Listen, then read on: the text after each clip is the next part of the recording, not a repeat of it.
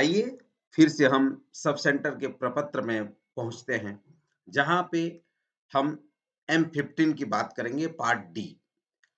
Part D में मुख्य रूप से मोर्टेलिटी डिटेल्स के बारे में जानकारी दी गई है, जहां पे उन तमाम मृत्यु के प्रकरण की हम रिपोर्ट करेंगे, जिसका क्लासिफिकेशन, जिसका बाइफरकेशन अलग-अलग ड्यूरेशन के लिए किया गया है और इन फैसिलिटी और आउटरीच के माध्यम से जो रिपोर्टिंग किए जाएँगे, वो तमाम चीज़ों को हम समझने की कोशिश करेंगे। सब सेंटर के प्रपत्र में अभी तक आपने पार्ट ए एएनसी से लेकर के पार्ट सी M14 तक जहाँ पे लैब टेस्ट की बात की गई है, उन तमाम जानकारियों को भाग 1 से लेकर के भाग 8 तक हमने आपको बताने का प्रयास किया है। ये भाग 9 के रूप में मोर्टेलिटी डिटेल के रूप में आपको हम समझाने का प्रयास करेंगे और अंत में पार्ट ई जो भाग 10 के रूप में हम इसको देखेंगे M16 को, वो आगे आने वाली वीडियो में आपको हम बताएँगे। तो यहाँ पे हम देखेंगे M15 में क्या जानकारियाँ माँगी जा रही है, किस प्रकार से डेथ रिपोर्ट को कारण सहित कैसे माँगा गया है, वो तमाम जानकारियों को आप तक साझा करेंगे।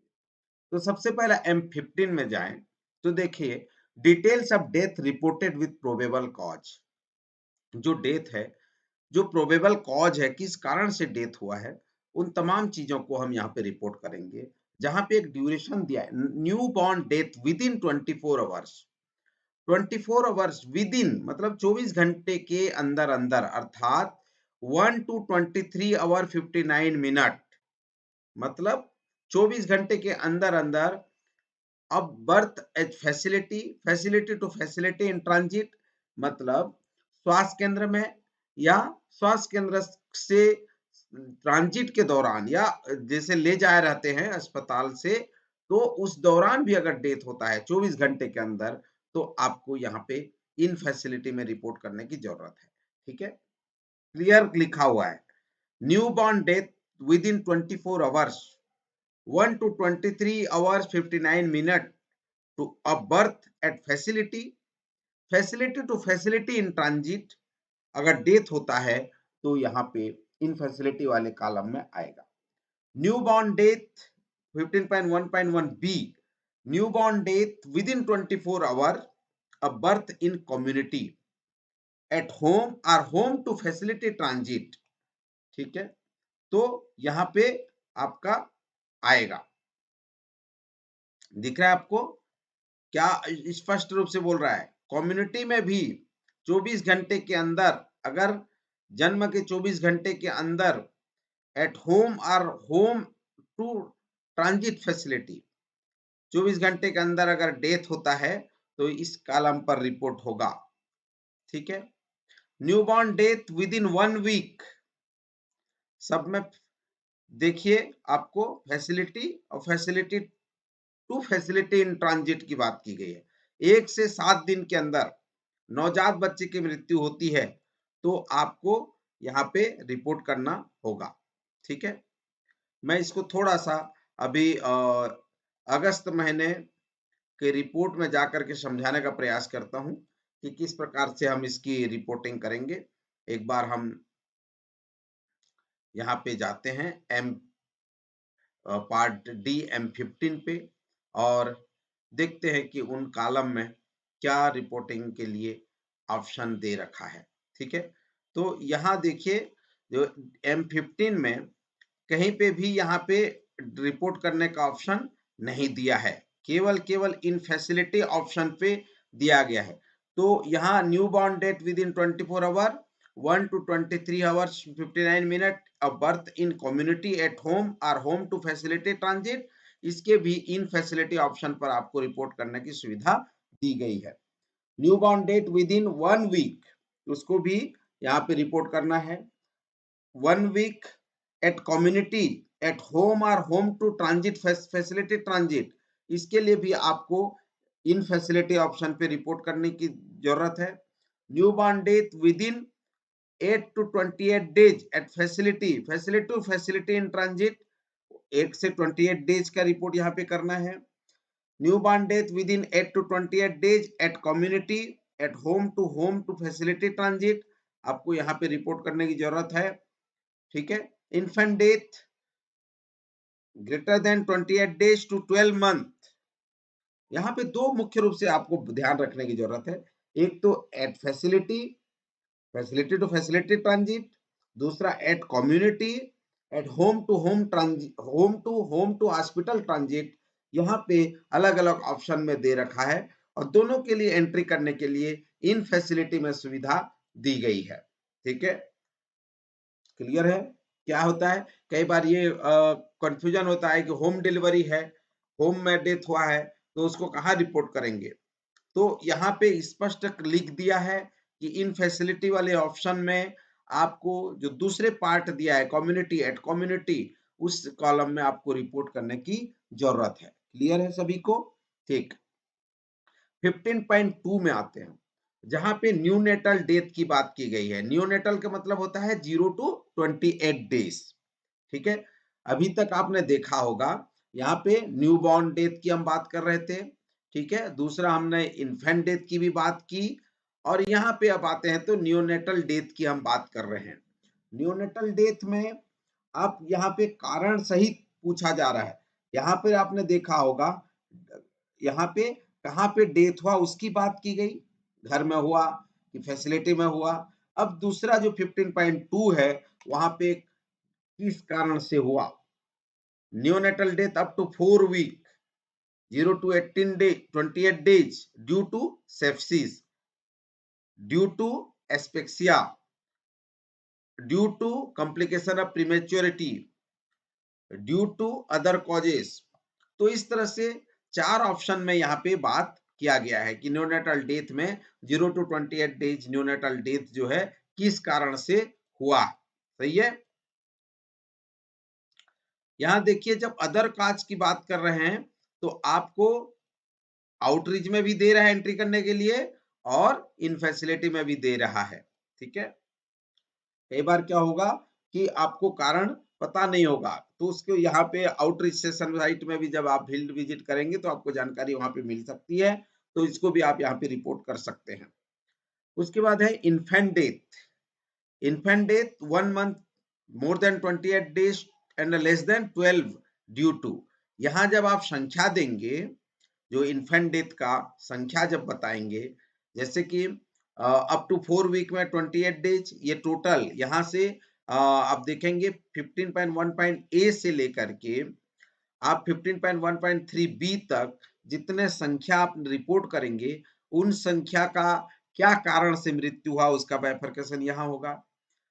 15.1.4 ए और बी में जो आप डाटा डालेंगे उसका यहाँ पे डिटेल आएगा कि किस कारण से डेथ हुआ। जैसे कि number of infant death 1 to 12 month due to pneumonia, due to diarrhoea, due to fever related, due to measles, due to other causes.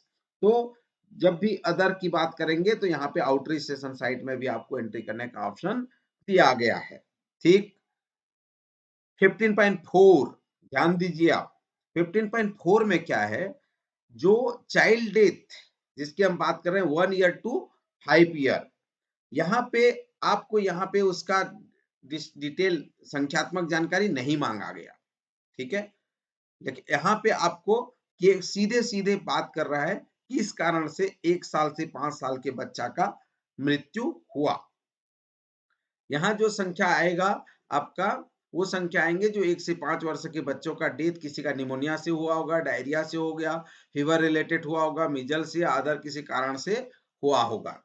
उसके बाद आ जाता है एक बहुत बड़ा सेंसिटिव आपका जो इंडिकेटर है मैटरनल डेथ।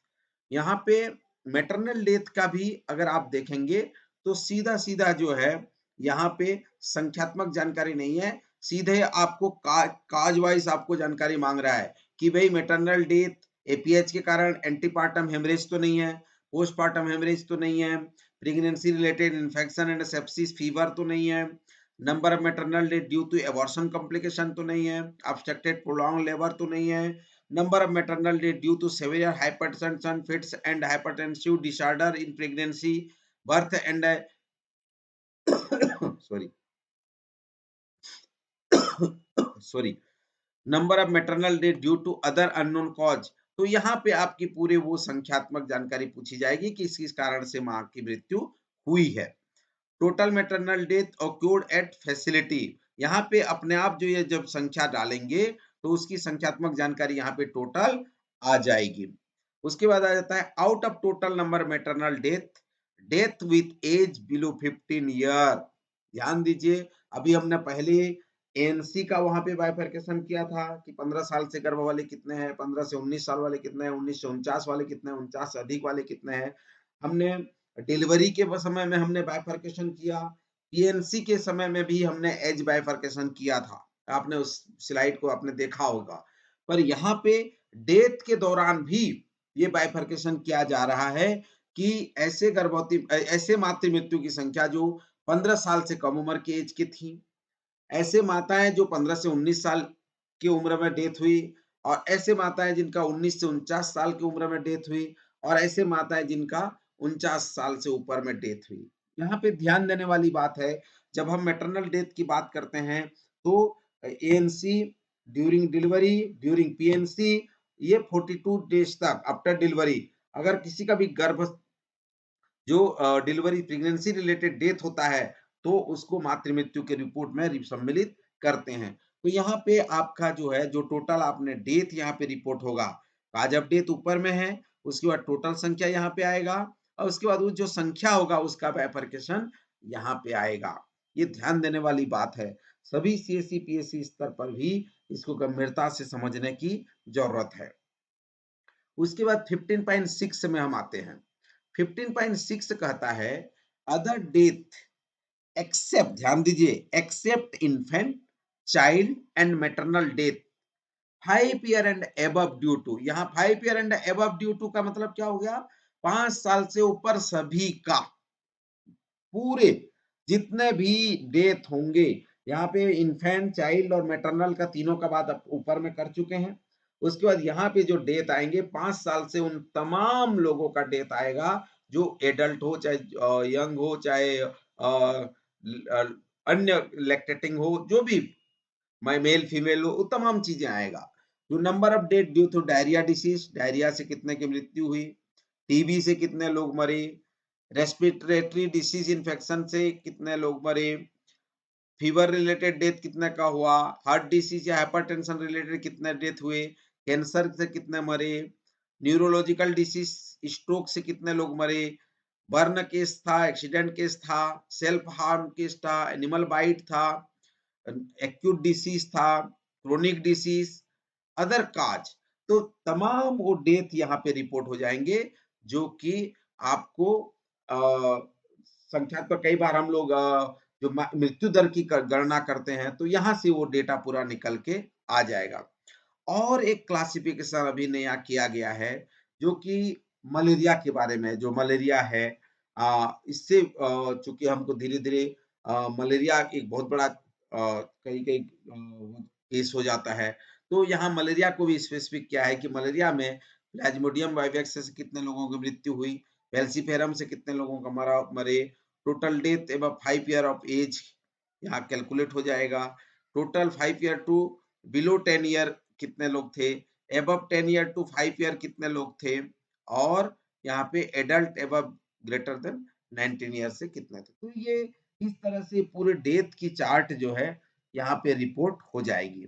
तो मुझे उम्मीद है कि आपको मोर्टेलिटी डिटेल्स के बारे में जानकारी प्राप्त हो चुकी होगी। पहला M15 में आपने जो डिटेल डेथ ऑफ प्रोबेबल काज, जो बच्चों का संख्यात्मक जानकारी, इन्फेंट का, नवजात का, वो तमाम चीजें आप एंट्री करेंगे। उसके बाद न्यूनेटल डेथ का आप काज वाइज रिपोर्ट करेंगे, इन्फेंट डेथ का कॉज वाइज आप रिपोर्ट करेंगे, चाइल्ड डेथ का 1 ईयर टू 5 ईयर का काज वाइज रिपोर्ट करेंगे, मैटरनल डेथ का 15 to 19 year cause wise age specific wise report करेंगे, और फिर आप जो अदर डेथ हैं उन तमाम डेथ का भी आप काज वाइज और टोटल रिपोर्ट करेंगे। तो साथ ही साथ मलेरिया वेक्टर बॉर्न डिसीज का भी यहाँ पे रिपोर्ट करेंगे। तो मुझे आशा और विश्वास है कि आप M15 पार्ट डी HMIS में आसानी से आप इसे समझ गए होंगे, और आप रिपोर्टिंग करते समय आप ज़रूर इसको ध्यान देंगे। हम चाहते हैं कि हमारा सभी, चाहे वो जिला हो, विकासखंड हो, सामुदायिक स्वास्थ्य केंद्र हो, प्राथमिक स्वास्थ्य केंद्र हो, HWC health and wellness centre हो, उस सभी की रिपोर्टिंग सही तरीके से भारत सरकार को रिपोर्ट हो, ताकि आसानी से यह रिपोर्ट का एक प्लानिंग में, अन्य चीज़ों में उपयोग हो सके और एचएमआईएस को बेहतर तरीके से हम सभी समझ सकें। यही मोटो को साथ में लेकर के हम छोटे-छोटे टुकड़ों में आप तक एचएमआईएस को पहुँचाने का प्रयास कर रहे हैं। तो आगे हम जैसा कि बात कर रहे थे, पार्ट ई M16 को भाग 10 में हम देखेंगे। सभी से आग्रह है कि इस चैनल को अधिक से अधिक हाथों तक पहुंचाइए और जन जन तक इस चैनल को पहुंचाइए ताकि स्वास्थ्य संबंधी सभी जानकारियां हम उन तक पहुंचा पाएं। तो मुझे आशा और विश्वास है कि आप इस चैनल को अभी तक सब्सक्राइब नहीं किए हैं तो सब्सक्राइब करिए, लाइक करिए, शेयर करिए और बेल आइकन को दबाइए ताकि आपको पहला नोटिफिकेशन आपको जाए। धन्यवाद।